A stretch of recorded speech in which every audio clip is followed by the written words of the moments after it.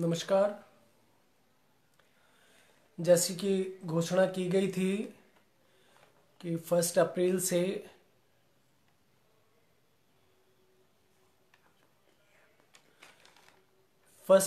से हम लोग प्रउत की क्लास करेंगे। और प्रउत चूँकि भारतवर्ष में ज़्यादा संख्या को ध्यान में रखते हुए, स्पेशली नॉर्थ इंडिया को ध्यान में रखते हुए, उड़ीसा पश्चिम बंगाल को ध्यान में रखते हुए हम लोगों ने हिंदी में प्रउत की क्लास रखने का फैसला किया। संभवतः ओवरसीज ब्रदर्स और सिस्टर्स भी कुछ जुड़े होंगे। They might have some problem with language, so they have to bear with us for this Hindi language. और मैं प्रउत की बात शुरू करूं तो प्रउत किसी भी चीज़ के लिए सबसे पहली आवश्यकता ये होती है कि क्या हमें इसकी आवश्यकता है या ज़रूरत है। अगर ज़रूरत ही नहीं है तो फिर उस पर बात करना बेमानी होता है। तो इसमें हम देखेंगे, बात करेंगे आज कि क्या आज सच में प्रउत की आवश्यकता है।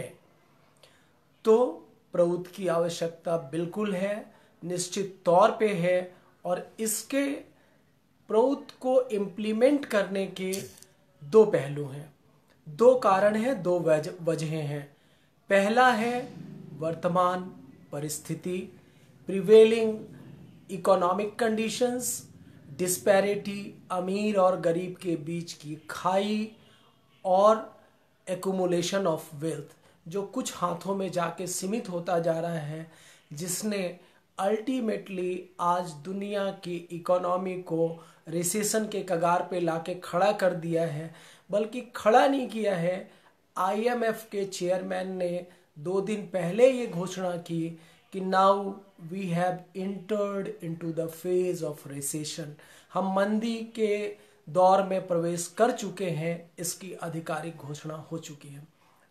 और दूसरा इसका एक पहलू है, वो पहलू है आदर्शगत, आइडियोलॉजिकल। वैसे तो मुझे पहले आइडियोलॉजिकल पक्ष की चर्चा करनी चाहिए, बट मुझे लगता है कि शायद आइडियोलॉजिकल पक्ष की चर्चा करने के बाद मैं कुछ बोलने की स्थिति में नहीं रहूँगा। तो इसलिए पहले हम इसके जो व्यवहारिक या जो प्रिवेलिंग कंडीशंस हैं उसके ऊपर चर्चा करते हैं। Bharat, India is the fifth biggest economy in the world. दुनिया की हम पांचवी सबसे बड़ी अर्थव्यवस्था हैं। शायद खुशी की बात है, शायद क्यों, निश्चित ही खुशी की बात है।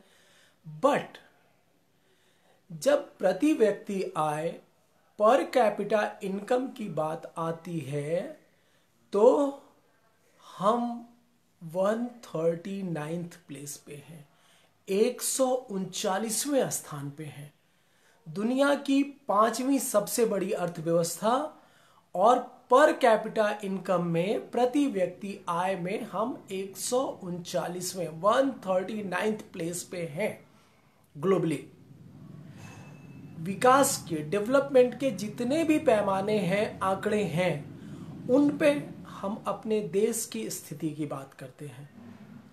हंगर इंडेक्स, भूख का पैमाना, भूख के पैमाने पे 2014 में हम दुनिया में 55वें स्थान पे थे। We drop down to 80th place in 2015। सिर्फ एक साल के बाद हम 55 से 80वें स्थान पे आ गए। In 2017 we drop down to 100th place. मतलब जो हम 2014 में भूख के आंकड़े पे, हंगर इंडेक्स पे 55वें नंबर पे थे, 2017 में हम 100वें स्थान पे आ गए। और 2019 में लगातार ये गिरने का दौर हमारा जारी है और आज हम 102 प्लेस पे हैं। वो भी कितने देशों में? Out of 117 countries. सिर्फ 117 देशों में हम 102वें स्थान पे हैं। तो ये सोचना पड़ेगा, समझना पड़ेगा कि आखिर विकास का ये कौन सा पैमाना है जहाँ पे कहने के लिए तो हमारा विकास हो रहा है, लेकिन हम लगातार पिछड़ते जा रहे हैं। चाहे वो प्रति व्यक्ति आय हो, या हंगर इंडेक्स हो, या हैप्पीनेस इंडेक्स की चर्चा कर लेते हैं। अभी दुनिया में एक नया कंसेप्ट है, नया नहीं है, काफ़ी टाइम से चल रहा है, कि किसी देश के लोग कितने खुश हैं, हैप्पी हैं। तो हैप्पीनेस इंडेक्स पे भी आप देखिए, 2017 में हम 122वें 122 प्लेस पे थे, 122nd प्लेस। 2018 में we drop down to 133rd place, 133वें स्थान पे आए। 2019 में हम और नीचे गए, 140वें स्थान पे आए, we came to 140th place, and now we are on 144th place. दुनिया में हम 144वें नंबर पे हैं हैप्पीनेस इंडेक्स में, और वो भी कितने देशों में? सिर्फ 153 देश जहां पे सर्वे हुए हैं। Out of 153, now we are on 144th place on happiness index. आप जानते हैं world bank, food and agriculture organisation जो यूनाइटेड नेशंस का विंग है, इन सब लोगों ने एक बार नहीं कई बारी बताया कि भारतवर्ष में तकरीबन 30 करोड़ लोग ऐसे हैं जिनको रोजाना खाने को नहीं मिलता है। 30 करोड़ लोग, those who are not getting food regularly. हमें आजाद हुए आज 73 ईयर्स हो गए, लेकिन अभी भी 5 वर्ष के नीचे के कम से कम 44-45% बच्चे कुपोषण का शिकार हैं। मतलब हम अपने बच्चों को अच्छा खाना, न्यूट्रिशियस डाइट तक नहीं दे पा रहे हैं। ये हमारी विकास की चकाचौंध की कहानी है। तो ये स्थितियां क्यों हैं? क्या इस देश में पैसे की कमी है? तो शायद पैसे की कमी भी नहीं है। मैं आपको बताऊं कि पैसे की कमी कैसे नहीं है। ऑक्सफैम इंटरनेशनल एक अंतर्राष्ट्रीय संस्था है, इंटरनेशनल ऑर्गेनाइजेशन है, जो पॉवर्टी डिस्पैरिटी पे काम करती है, और हर साल जनवरी में उनके आंकड़े, पिछले साल के आंकड़े वो रिलीज करते हैं। 2020 का जो आंकड़ा है ऑक्सफैम इंटरनेशनल का, वो ये कहता है कि भारतवर्ष के 63 जो बिलियनियर्स हैं या जो पूंजीपति हैं, उन 63 लोगों की सामूहिक संपत्ति है 24,42,200 करोड़ रुपए। मतलब ये 63 लोगों की wealth is equivalent to the total budget of government of India for the financial year 2018 and 19। मतलब 2018-19 का जो भारत सरकार का बजट था, कितने लोगों के लिए? 130 करोड़ लोगों के लिए जो बजट था, 24,42,200 करोड़ रुपए, उतनी वेल्थ सिर्फ 63 लोगों के पास है। अब आप अंदाजा लगाइए, हमें लगता है कि गरीबी है इस देश में, पैसे नहीं है। तो इसी आंकड़े को थोड़ा मैं और बढ़ाता हूं। 5 पूंजीपतियों की कलेक्टिव वेल्थ है $125 बिलियन। अगर आप इसको रुपए में कन्वर्ट करेंगे तो ये होता है 8.5 लाख करोड़ रुपए, या शायद इससे भी ज्यादा, क्योंकि ये जो मैंने कैलकुलेशंस किए हैं वो $1 = 70 रुपीज में किया था। आज के दिन में रुपया जो है 74-75 के बीच में वेरी कर रहा है, 74-75 रुपीज के बीच में। तो might this will go more than 8,50,000 crore rupees. 10 पूंजीपतियों की बात करें तो उनकी जो पर्सनल वेल्थ है वो है $185 बिलियन, मतलब 13 लाख करोड़ रुपए। और जैसा मैंने कहा कि ऑक्सफैम इंटरनेशनल ने जो बताया कि 63 लोगों की पूंजी है 24,20,000 करोड़ रुपए, जो 24,42,200 करोड़ रुपए। This comes to $350 billion. इसी ऑक्सफैम के लास्ट ईयर की रिपोर्ट में बताया गया था कि 9 पूंजीपतियों की wealth equivalent to 50% population of India, मतलब 50% पॉपुलेशन के पास जो वेल्थ है, मतलब 65 करोड़ लोगों के पास जितनी पूंजी है उतनी पूंजी सिर्फ 9 लोगों के पास है। ये ऑक्सफैम के लास्ट ईयर के डेटा ने बताया था। और इस साल का ऑक्सफैम का डेटा कहता है कि 1% लोगों के पास इतना पैसा है, इतनी वेल्थ है, जो कि 70% आबादी का 4 गुना ज्यादा है। 70% population of India comes to 95 crore. 95 crore लोगों के पूंजी से भी 4 गुना ज्यादा है सिर्फ 1% लोगों के पास में। तो आपको लगेगा कि ये स्थिति तो सिर्फ भारतवर्ष में ही है, बाकी जगह शायद स्थितियां बहुत ठीक हैं। तो स्थितियां कहीं पे भी ठीक नहीं है। आप ग्लोबली भी देखेंगे तो ग्लोबल भी यही पैटर्न है। जैसे ऑक्सफैम ने 2019 में कहा कि 9 पूंजीपतियों की wealth equivalent to the wealth of 50% population in India, उसी तरह 2018 के ऑक्सफैम के आंकड़े ने यह बताया था कि दुनिया के 8 पूंजीपतियों की पर्सनल वेल्थ, और देखिए मैं बार बार कह रहा हूं personal wealth, it's not about their companies market valuation, ये उनकी व्यक्तिगत संपत्ति और संपदा की मैं बात कर रहा हूं।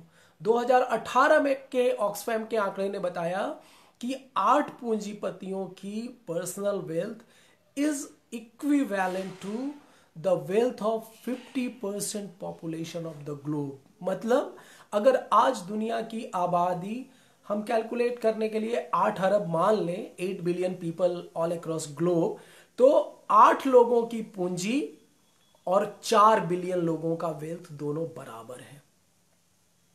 तो आप ये सोचिए कि कितनी डिस्पैरिटी है, कितना भेदभाव है, पैसे की कमी नहीं है, ये जो सीमित हाथों में जाके संचित होता जा रहा है ये पैसा, ये सारी उसके कारण ये स्थितियां बनी हैं। और फोर्ब्स ने बताया कि इस दुनिया में 2200 बिलियनियर्स हैं जिनकी कलेक्टिव वेल्थ $9 ट्रिलियन। 2200 लोग, सिर्फ 2200 persons, and their collective wealth is $9 trillion. और अगर मैं इसको रुपए में कन्वर्ट करूं, it comes to 6 crore 30 lakh crore of rupees. And I vouch कि हम में से कोई भी, सारे पढ़े लिखे लोग हैं, लेकिन हम में से कोई भी ये 6 करोड़ 30 लाख करोड़ का आंकड़ा न्यूमेरिकल में नहीं लिख पाएगा, प्रोवाइडेड यू डोंट नो कि ट्रिलियन में कितने जीरोस लगते हैं। तो पूरी दुनिया में जो स्थितियां हैं वो अच्छी नहीं है, वो खराब है। और आप जानते हैं कि आज पूरी दुनिया की इकोनॉमी कैपिटलिस्टिक स्ट्रक्चर में चल रही है। कहने के लिए चीन एक साम्यवादी देश है, एक कम्युनिस्ट कंट्री है, but they too are following the capitalistic structure. जब इकोनॉमी की बात आती है तो चाइना भी उसी कैपिटलिस्टिक स्ट्रक्चर को फॉलो करता है। और उसका एग्जाम्पल है कि आज आप देखिए दुनिया ने अपना मैन्युफैक्चरिंग हब चाइना को बना दिया। और जब आप किसी एक जगह को सेंट्रलाइज्ड अगर आप प्रोडक्शन हब बनाते हैं तो उसका खामियाजा आज हम सब लोग भुगत रहे हैं।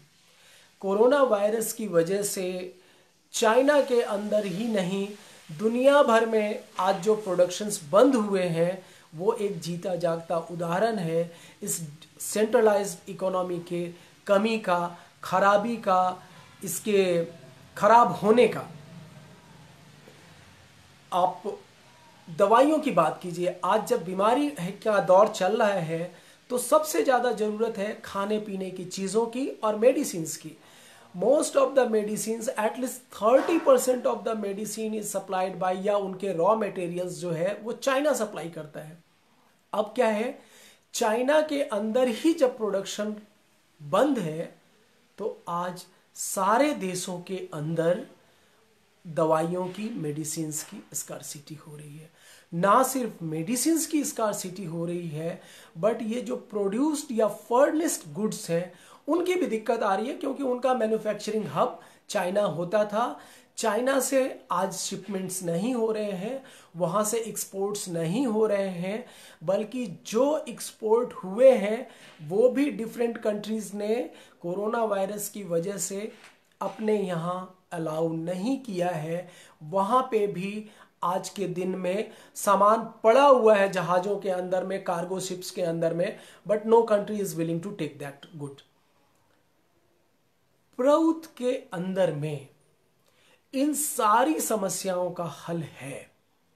हम एक एक करके उनकी चर्चा करेंगे कि कैसे प्रउत इन सारी समस्याओं का हल देता है। लेकिन आपको मैं ये भी बताता चलूं कि प्रउत इन अ नट से या कणिका में प्रउत 30 से ज़्यादा वॉल्यूम्स हैं, संभवतः 33 या 34 वॉल्यूम्स आ चुके हैं अभी तक। तो अगर आप ये सोचेंगे कि मैं ये आधे घंटे के 14 दिन के क्लास के माध्यम से, जो तकरीबन 7-8 घंटे या 9 घंटे का क्लास होगा, उस 9 घंटे के क्लास में मैं आपको 34 वॉल्यूम्स, 34 वॉल्यूम्स में आपको पढ़ा पाऊं, तो ये बिल्कुल संभव नहीं होगा। हमारी जो कोशिश है, मैं हमारी शब्द इसलिए यूज कर रहा हूं कि आज ये जो प्रोग्राम मैं कर रहा हूं, ये जो इनिशिएटिव है, इस इनिशिएटिव के पीछे दो बहनों का बहुत बड़ा योगदान है। And these two sisters belong to United States, दीदी सुनीता एंड दीदी Shri Raksha Mohan, who inspired me, they persuaded me to go for this class to teach the masses in India, even though they are not well versed in Hindi, वो नहीं है हिंदी में comfortable, फिर भी उन्होंने कहा कि नहीं राजेश, आप हिंदी में क्लास लो, क्योंकि बाबा भारतवर्ष में आए तो हम चाहते हैं कि प्रउत के आंदोलन की सूत्रपात, प्रउत एक आंदोलन के तौर पे भारत से उभरे, भारत से निकले। इसलिए तो मैं इस माध्यम से अभी दीदी सुनीता और दीदी श्री रक्षा मोहन दोनों को थैंक्स भी कहना चाहूँगा, धन्यवाद दूंगा कि they inspired me, persuaded me to go for this class. लेकिन जो बात मैंने कही कि 34 वॉल्यूम्स को 14 क्लास में पढ़ा देना इज़ अ इम्पॉसिबल टास्क। तो फिर मैं कर क्यों रहा हूँ? वो इसलिए कर रहा हूँ कि मेरी पहली कोशिश होगी कि प्रउत कैसे व्यवहारिक सॉल्यूशन देता है, उसकी एक झलक, एक ग्लिम्स मैं आपको दिखाऊं, आपके अंदर वो कॉन्फिडेंस और कन्विक्शन पैदा हो कि नहीं, this is the right time to go for प्रउत।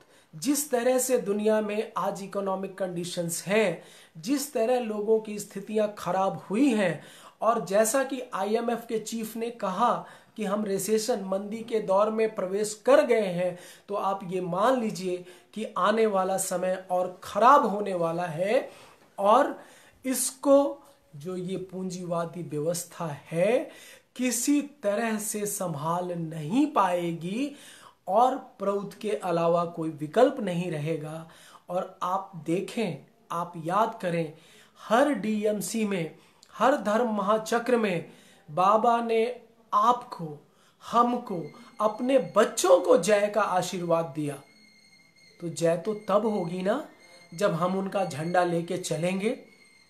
ये समय आ गया है कि हम गुरु के दिए हुए आदर्श का झंडा लेके समाज में निकलें। देखिए, आज ये देखना कितना सुखद लग रहा है कि लोग जब खाने के लिए परेशान हैं, भारतवर्ष की तमाम भुक्तियां अपने अपने सामर्थ्य के अनुसार लोगों को खाना या ग्रॉसरी प्रोवाइड करने की कोशिश कर रही हैं। कहीं का भी फोटो आता है, वीडियो आता है, इट मेक अस प्राउड कि नहीं नहीं, हमारे भाई, हमारी बहनें ऐसा कर रही हैं। तो वैसे ही समय आ गया है कि अब हम प्रउत का भी झंडा लेके चलें, और प्रउत का झंडा लेके चलें। प्रउत कैसे सॉल्यूशन देता है? देखिए, जब ये नेता चुनाव लड़ते हैं और जीत के आते हैं, या कभी कोई बात होती है, तो ये लोग छाती पीट पीट के बाबा साहब अंबेडकर के संविधान की खूब चर्चा करते हैं, बाबा साहब का संविधान, बाबा साहब का संविधान, लेकिन जब उसके इम्प्लीमेंटेशन की बात आती है तो ये लोग संविधान की भी अवहेलना करते हैं। आप ज्यादा संविधान को ना पढ़ें, भारत के कॉन्स्टिट्यूशन को ना पढ़ें, सिर्फ प्रियम्बल जो प्रावकथन है, जो शुरुआती पेज है, जो ये कहता है we the people of India, हम भारत के लोग, उसमें थोड़ा सा नीचे आएंगे तो वहां लिखा होगा जस्टिस, उसके बाद लिखा होगा लिबर्टी, उसके बाद का है इक्वलिटी। और इक्वलिटी किस चीज का? Equality of status and opportunities. आपकी आर्थिक स्थितियों में एक समानता होनी चाहिए। संविधान का आर्टिकल 38 क्लियरली कहता है state shall endeavor to minimize the gap between the living standards of the people। मतलब ये राज्य का दायित्व है कि राज्य लोगों के रहन सहन, उनके जीवन स्तर और उनको जो अपॉर्चुनिटीज मिल रही है उस गैप को लगातार मिनिमाइज करने का प्रयास करें। तो ये तो हो गई थ्योरेटिकल बात। और ये लोग संविधान का कितना सम्मान कर रहे हैं वो आपको इस उदाहरण से पता चल जाएगा कि मनरेगा के अंदर में भारत की सरकार एक दिन की वेजेस, जो वो मिनिमम वेजेस है, वो वेरिएबल है, अलग अलग स्टेट में कुछ 10, 20, 40 रुपए का फर्क है, बट जो लोएस्ट है that is ₹168 per day in Bihar and Jharkhand. ये सबसे लोएस्ट है पूरे भारतवर्ष के अंदर में, 168 रुपए। और वहीं भारत का एक टेक्नोक्रेट, उसके एक दिन की salary 40 lakh rupees per day है। आप सोच रहे होंगे कि राजेश दादा ने इतने आंकड़े दिए तो शायद कुछ भूल रहे होंगे। मैं बिल्कुल नहीं भूल रहा हूं, मैं पूरी जिम्मेदारी के साथ कह रहा हूं कि मनरेगा के अंदर में एक मजदूर को, एक लेबर को पर डे की जो वेजेस दी जाती है that is ₹168 per day, and the technocrat, one technocrat of India gets ₹4 million per day, 40 lakh रुपए। तो आप ये देखिए कि संविधान का कितना सम्मान किया जा रहा है, 168 रुपए और 40 लाख रुपए। कहीं कोई कंपेयर है? नहीं है। क्या इस गैप को भरने की कोशिश की जा रही है? इस ब्रिज को कम करने की कोशिश की जा रही है? नहीं, बल्कि स्थितियां ये हैं कि ये गैप लगातार बढ़ता जा रहा है, ये खाई बढ़ती जा रही है। स्थितियां इतनी विषम है, खराब है कि गाहे बगाहे कभी कभी कोई ऐसी घटना जिसको बहुत हाईलाइट किया जाता है तब हमारी संवेदनाओं पे थोड़ा सा फर्क पड़ता है कि अरे इतनी खराब स्थिति है। जैसे झारखंड में संतोषी नाम की एक 11 साल की बच्ची भात भात कहते भूख से मर गई क्योंकि उनके पास खाने के लिए नहीं था। उड़ीसा के अंदर दाना मांझी नाम का आदमी अपने पत्नी के शव को उठा के 12 किलोमीटर घर को जाता है क्योंकि ना तो सरकार ने उसको एम्बुलेंस की सुविधा दी, ना वो खुद कैपेबल था कि वो अपने वाइफ की डेड बॉडी को एम्बुलेंस से ले जा सके। तो एक ये बहुत बड़ा प्रश्न है कि are we a civilised society? क्या हम अपने आप को सभ्य समाज कहने का हक रखते हैं?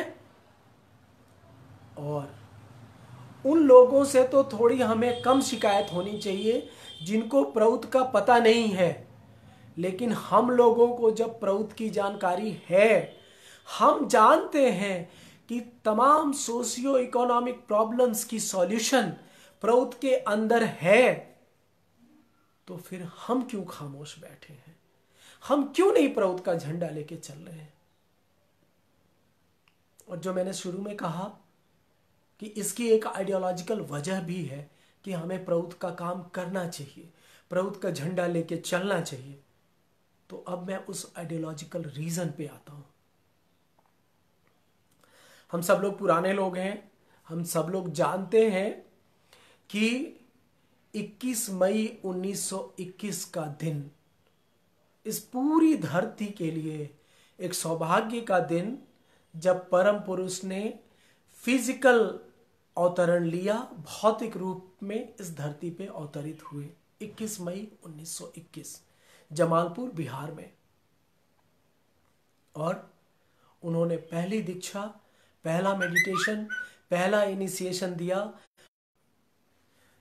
सभी लोगों से रिक्वेस्ट है, प्लीज कोई कॉल वगैरह नहीं करेंगे, वो डिस्कनेक्ट हो रहे हैं। तो पहला इनिशिएशन उन्होंने दिया 18 साल की उम्र में 1939 काशी मित्र घाट कैलकाटा कालीचरण बंदोपाध्याय जी को, जिनको कि हम कालिकानंद जी के नाम से जानते हैं। 1939 से ही हमारी एक अनऑफिशियली आनंद मार्ग की यात्रा स्टार्ट होती है, जिसको फॉर्मल या ऑफिशियल रूप दिया गया 1955 में। 1955 में श्री श्री आनंद मूर्ति जी ने, बाबा ने आनंद मार्ग का नाम अनाउंस किया और 9 जनवरी 1955 को हमारा पहला धर्म महाचक्र हुआ डीएमसी जमालपुर के अंदर ही। और आनंद मार्ग की ये यात्रा शुरू हुई, चलती गई। कहीं कोई व्यवधान नहीं था, कहीं कोई परेशानी नहीं थी। लोग आते गए, खासकर पढ़े लिखे समाज के लोग, जिन्होंने आनंद मार्ग की आइडियोलॉजी को साइंस पे, रैशनलिटी पे उसको कसा, और उन्होंने रियलाइज किया कि नहीं, this is the spirituality, this is not a religion, this is not a cult, this is spirituality, ये अध्यात्म है। और बड़ी संख्या में लोगों ने ज्वाइन किया। आनंद मार्ग का कहीं कोई विरोध नहीं था।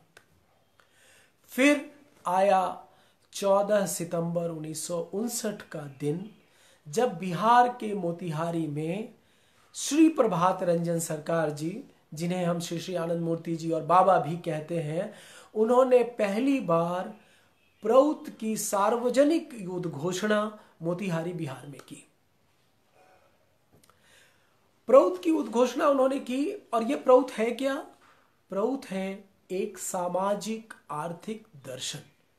और आप देखिए, एक फर्क समझिए, अगर हम आनंद मार्ग का पालन कर रहे हैं या आनंद मार्ग की जो जीवन शैली का है उसको हम जी रहे हैं, तो इसका यह मतलब नहीं है कि हम इस्लाम के विरोधी हैं, हम क्रिश्चियनिटी के विरोधी हैं या किसी और रिलीजन, सेक्ट या कल्ट के विरोधी हैं।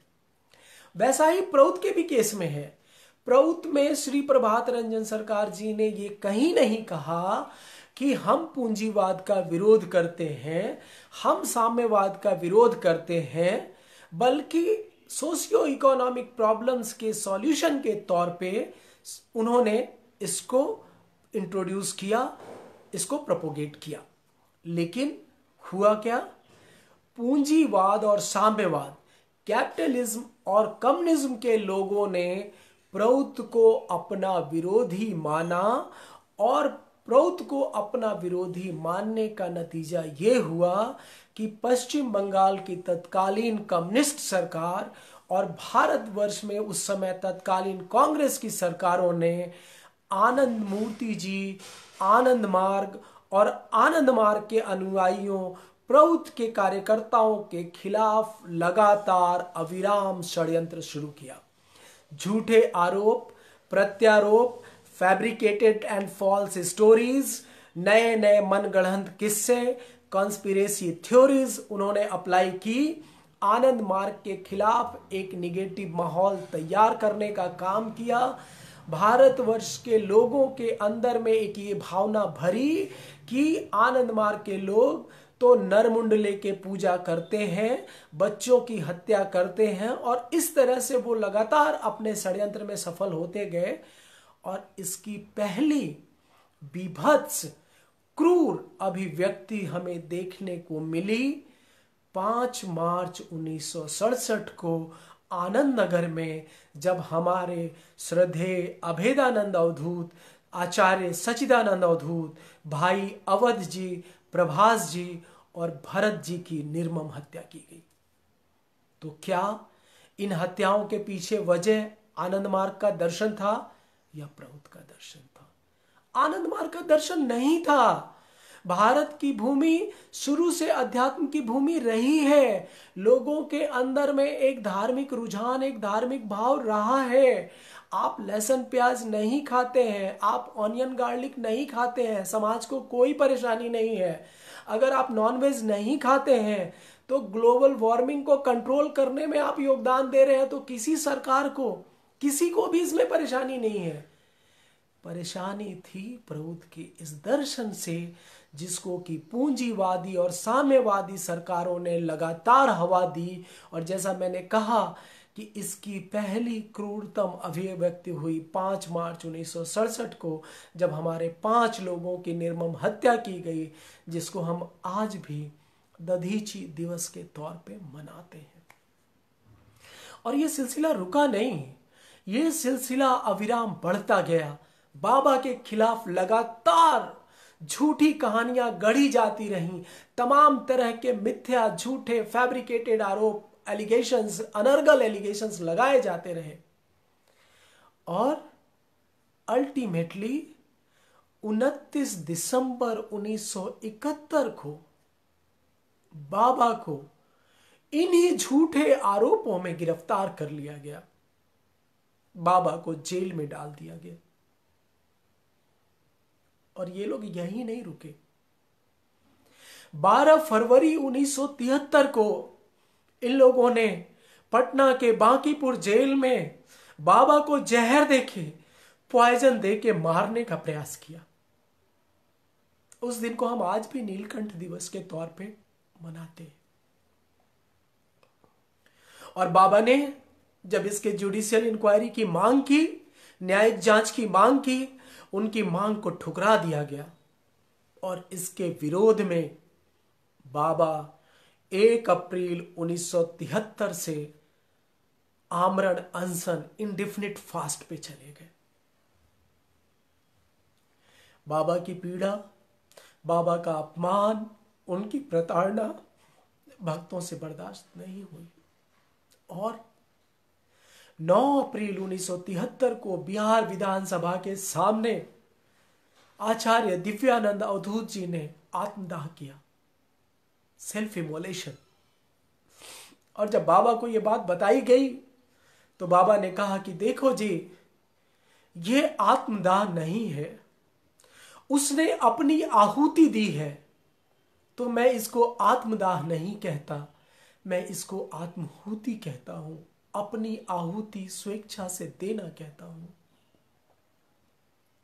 9 अप्रैल 1973 को दादा दिव्यानंद जी ने आत्महुति दी।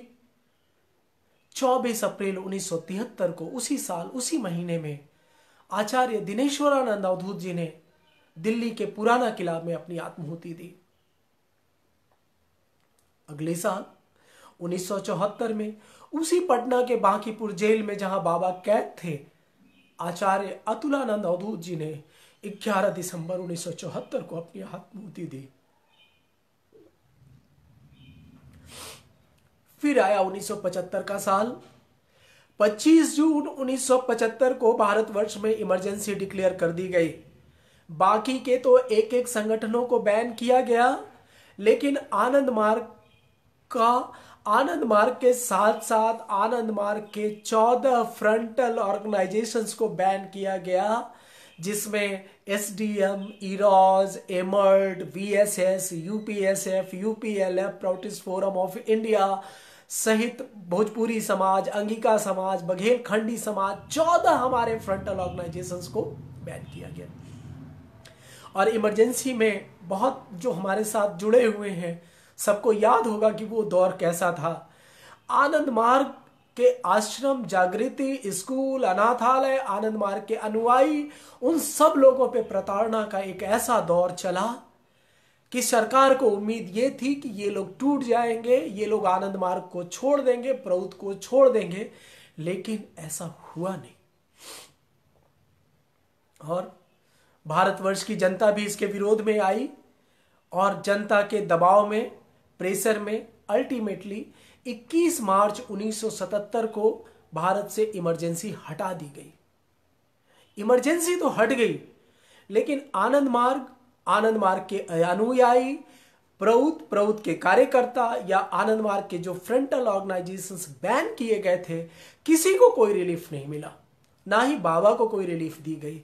बाबा अभी भी जेल में थे, बाबा का आमरण अनशन अनवरत जारी था। और इन सब से क्षुब्ध 2 अक्टूबर 1977 को स्विट्जरलैंड की राजधानी जेनेवा में दीदी शांति ब्रह्मचारिणी ने अपनी आत्माहुति दी। 8 फरवरी 1978 को बर्लिन में, जर्मनी में दीदी उमा ब्रह्मचारिणी और दादा लोकेश ब्रह्मचारी ने अपनी आत्माहुति दी। 9 दिनों के बाद 17 फरवरी को दादा गगन ब्रह्मचारी ने डैलस टेक्सास यूएसए में अपनी आत्माहुति दी। शायद 19-20 साल के रहे होंगे वो।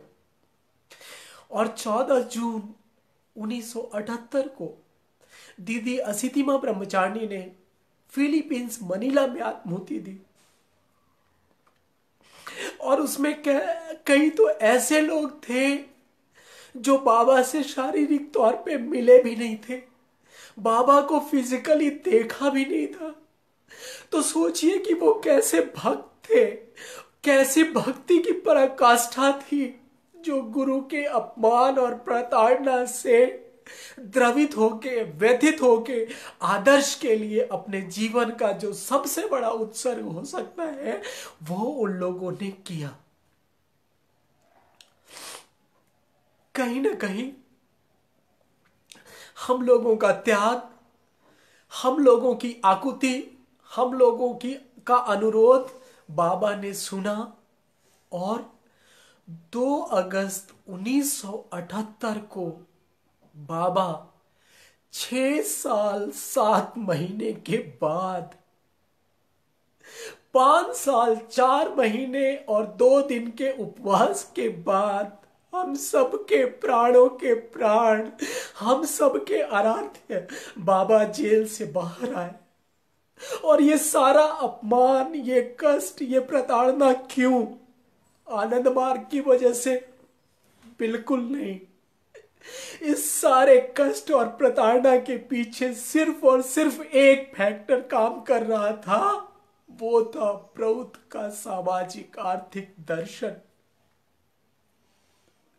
और ये कितना दुखद है कि हम संगठन के तौर पे भी प्रउत को आगे लाने में कभी भी जो प्रयास दिखना चाहिए वो प्रयास हमने नहीं किया।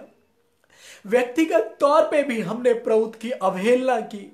प्रउत के लिए काम करना हमें हमेशा पता नहीं क्यों राजनीति करना सा लगा। कोई दादा हमारे घर आते हैं तो हम बड़े खुश हो जाते हैं कि अरे दादा आए हैं, दीदी आई है। लेकिन जब प्रउत का कोई एलएफटी, समाज का कोई एलएफटी हमारे घर पे आता है तो पता नहीं वो क्यों हमें बोझ सा लगने लगता है। मैं हाथ जोड़ के आप लोगों से विनती कर रहा हूं, जिस प्रउत के लिए बाबा ने इतना अपमान, कष्ट, प्रताड़ना और जिल्लत सही, प्लीज उस प्रउत को आप लोग अपमानित और अवहेलित नहीं करें। समय आ गया है कि हम सब लोग कलेक्टिव रूप से प्रउत के झंडे को लेके चले। क्योंकि आप माने ना माने, लेकिन जितनी समस्याएं आपने देखी हैं, चाहे वो सामान के आपूर्ति की हो या दिल्ली या मुंबई बड़े शहरों से जो मजदूरों का पलायन हुआ, वो प्रउत की व्यवस्था में वो नौबत नहीं आती। वो सारी चीजें, सारी परेशानियों का सॉल्यूशन प्रउत देता है। मैं कोशिश करूंगा कि आपको एक झलक प्रउत की दिखाऊं, आपका प्रउत के प्रति प्यार बढ़े, प्रउत को आप जिम्मेदारी से ले, गंभीरता से ले। आप सब लोग अपने अपने घर में उसको पढ़े, समझे और प्रउत को समय दें। आज के लिए बस इतना ही। कल 10 बजे फिर आप लोगों से मुलाकात होगी। वो सभी लोग जो लोग जुड़े, आप सभी लोगों का हृदय से धन्यवाद।